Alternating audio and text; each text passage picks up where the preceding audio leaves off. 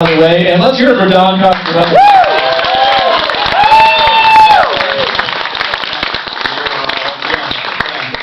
Thank you for being here. This has just been a total blast.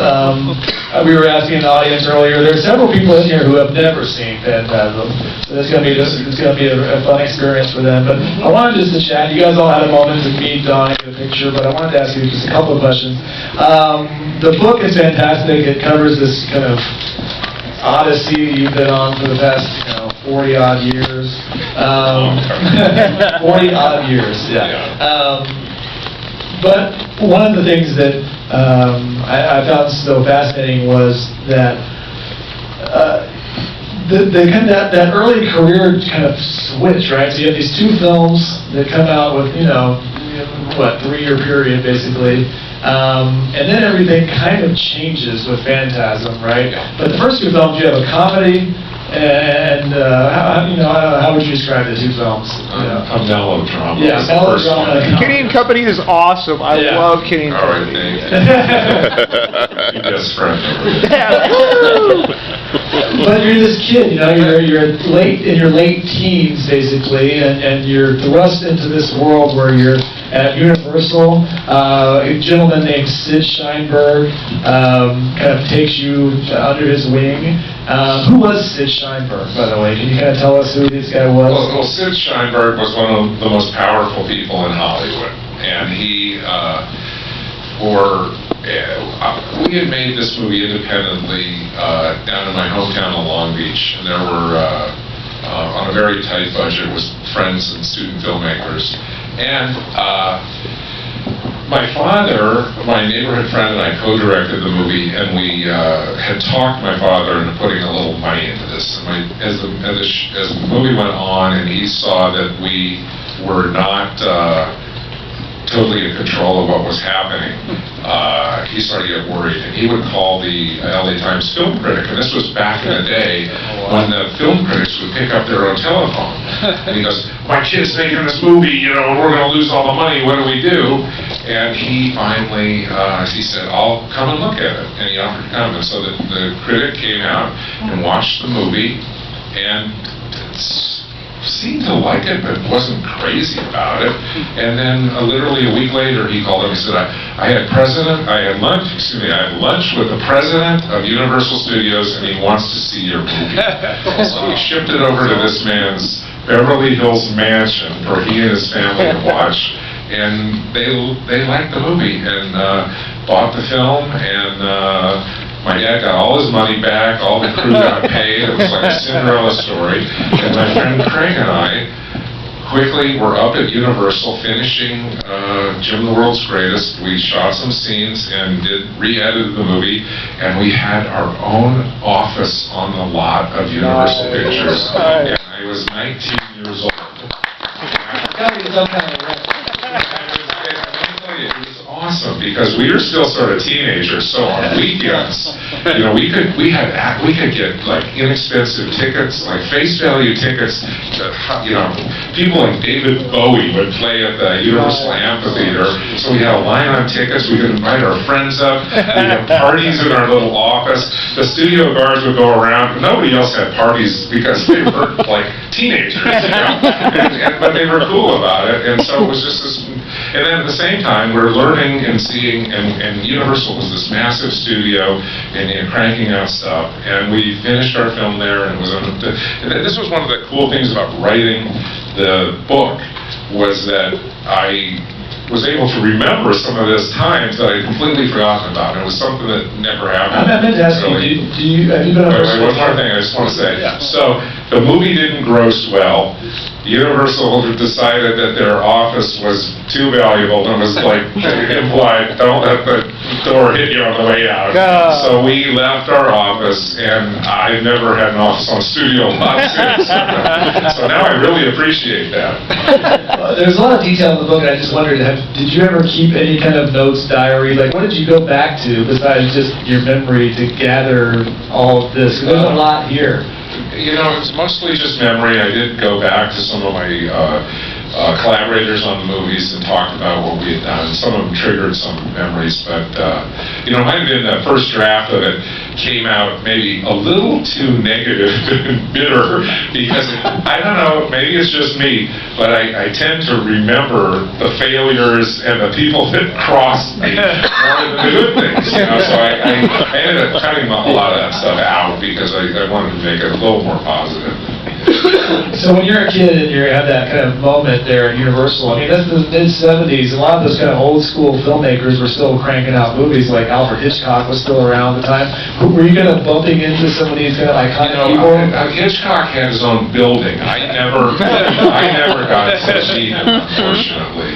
And there's a little through plot there because the other major filmmaker that Sid Sheinberg championed was this other guy named Steven Spielberg. And they kept saying, you need to meet Spielberg. But he was like always off, you know, like working in other, you know, meet Spielberg. Oh, he's down in Texas, you know. And then it was like, well, you got to meet Spielberg. And then we go, oh, yeah, we'd like to. Oh, no, he's filming the shark movie.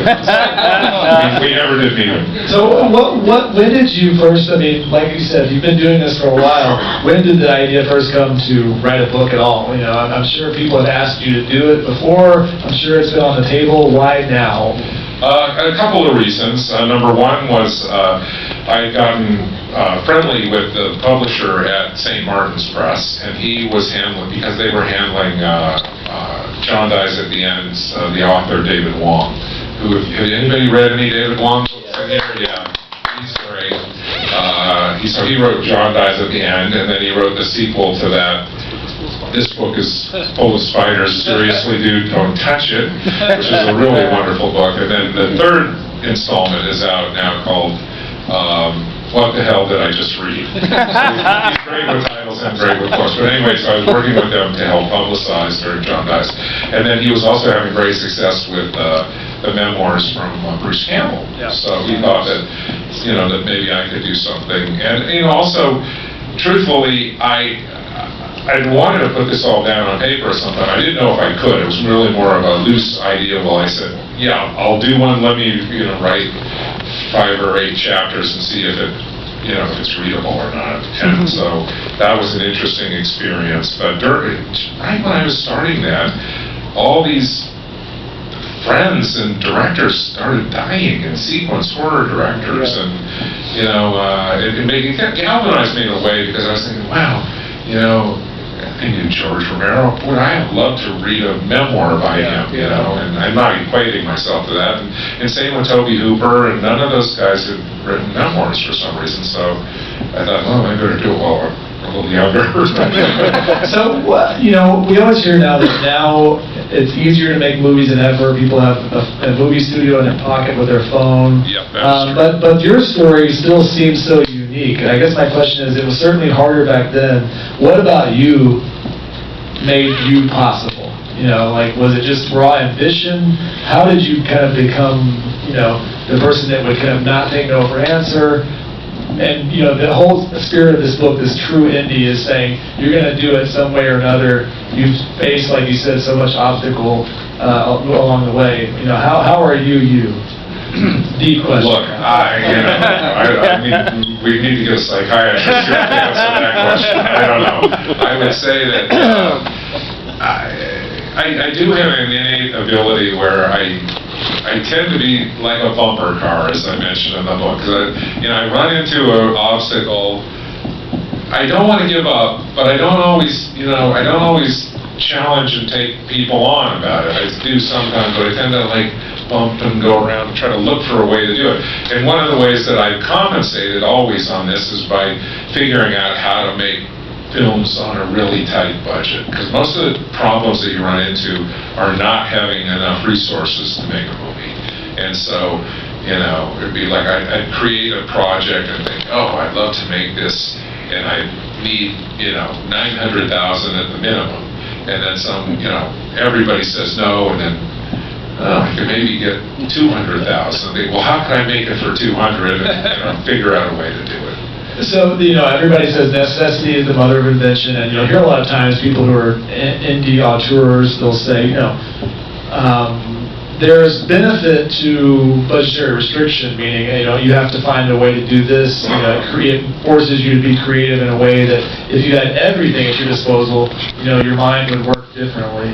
Do you think that that is actually true? As having to kind of always look for the way to get things done, sharpen certain tools in your toolbox? Yeah, I think absolutely. I mean, because you're always distilling it down to just exactly what you need and nothing more, because you can't afford the more. And so it causes you to critically examine and break down into parts any particular challenge. And, as you were framing the question, I thought you were going to say, well, what would you do if you had unlimited money to make something? And I was already formulating an answer, which is I would be totally flummoxed. Like, it's almost frightening to think of having unlimited resources, because I don't know. But in any case, yeah. So just to wrap up, I know we want to jump into the movie, but you probably spent a fair amount of time working on the book. You're out talking about it now.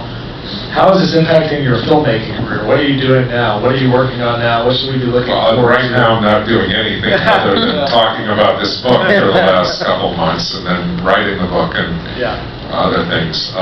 But no, I definitely have plans to do more films, and certainly, there's been a gigantic change in the movie business, and especially in the television business, which is where all the money has migrated into that world, and so it's much easier now it seems, to find funding to do the 10-episode type format for a streaming service or a network or whatever. So I've been working on a couple of different projects in that direction, and hopefully 2019 I'll get one of those things going is my plan. Yeah, that's the goal. So last question. Your daughter is an amazing vegan chef. Well, thank you for bringing Yeah, she's great. I'm very proud of her. She's got a fantastic cookbook.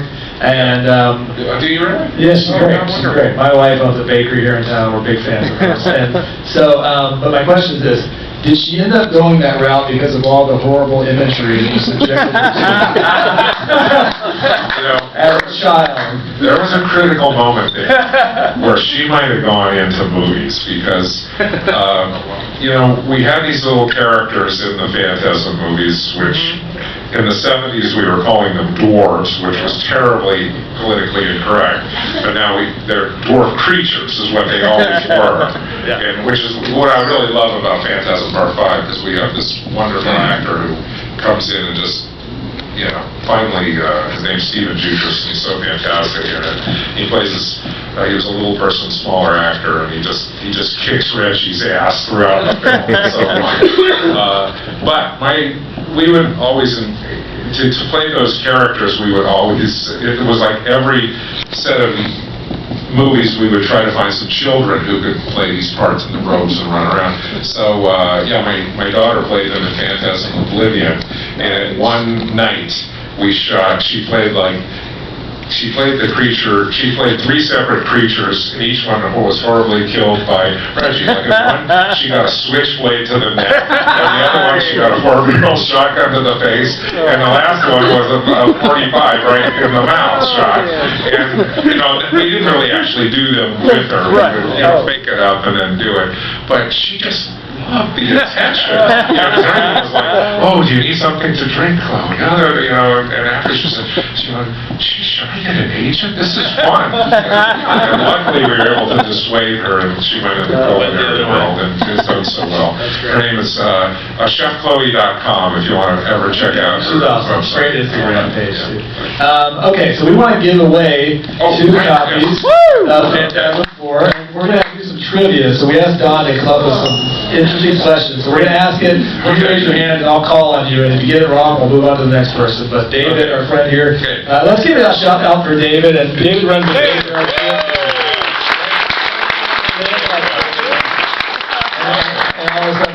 So Don, let's hear question number 1. Okay, let's go with a hard one first. Any hardcore Phantasm fans who've watched all 5 movies in the audience? Yes, there are a number. Okay. All right, here we go. There's a song in Phantasm 1 where a daring young filmmaker stopped a horror movie cold, and his 2 stars, Reggie and Jody, sing a song. Oh, really? Who here can sing the first 2 bars? Come on. Well, I was just going to say, I'm sitting here at midnight. Well, I don't know the song well enough to sing the bars of it, but I'm just sitting here at midnight. Yes. No, that's Okay, that you That's guys pretty go. good. yeah. Well, if that's all I had to do, I could have done that one. Ramping it up for the second question. I've got another really obscure one. Thank you. And then if nobody gets that one, then I'll go to a more normal one so other people have chances. Okay, we were talking about political correctness on Phantasm earlier. And Phantasm is not politically correct in a couple certain areas. In one line, we say, oh, that little blank kid up the street. And what was his name? Oh, his name. Yeah. And I met two of you with his name.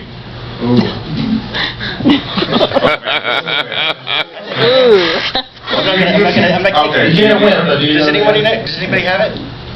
Is it Timmy? Yes. Okay, where are the tubes in here? I know they're in your gas. Yeah, you guys should have got them. All right, that's okay. All right. Let's see. Another good Phantasm trivia question. Okay, I guess we'll just keep it simple. Okay, we'll raise hands, and then you're going to pick who it is. All right. All right. The brothers drive a car in Phantasm made by what manufacturer? Go ahead. Winner, come on down. All right. All right, so first, thank you for that. Those DVDs were provided by Don. And also, Don gave us, of course, the permission and rights to show this film tonight. Yeah, thank you for that. I literally feel like I know every one of you. But we want to say big thanks to Don for being here. Thank you guys for joining us tonight, and enjoy the film. Thanks, Yeah, everybody. enjoy. Thank you.